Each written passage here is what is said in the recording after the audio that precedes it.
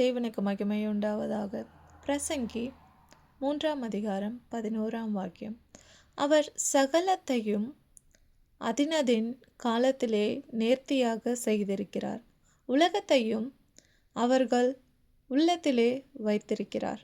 ஆதலால் தேவன் ஆதி முதல் அந்த மட்டும் செய்து வரும் கிரியையை மனுஷன் கண்டுபிடியான்.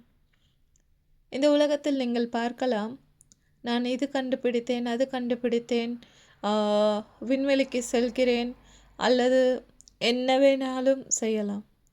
இயற்கை சீற்றங்கள் வரும் என்று ஏன் எல்லாராலும் கண்டுபிடிக்க முடியவில்லை? இப்படி சம்பவிக்க போகும் என்பதை யாராவது முன்கூட்டியே சொல்லியிருக்கிறார்களா? உங்களுக்கு தெரியும், பல நேரங்களில் கிறிஸ்தவர்கள் என்ற பெயரில் உள்ளவர்கள், தோ அவர் வருகிறார், அதனால் நீங்கள் இதையெல்லாம் செய்யுங்கள் என்று சொல்லி கேள்விப்பட்டிருப்பீர்கள். ஆனால் அப்படி நடந்ததா? அவர் வரும் காரியம் ஒருவருக்கும் தெரியாது.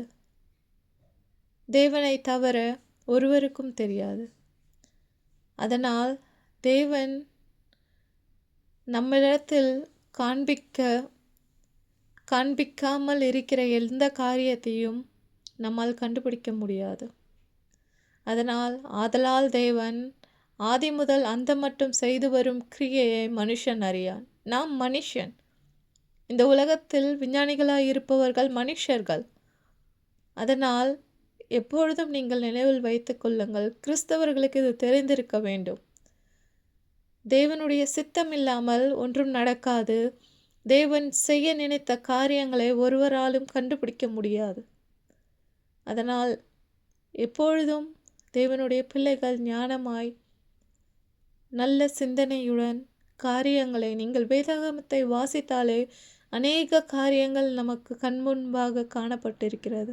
அதை நாம் தெரிந்து உணர்ந்து செயல்படுவோம். தேவன் தாமே உங்களை ஆசீர்வதிப்பாராக. ஆமென்.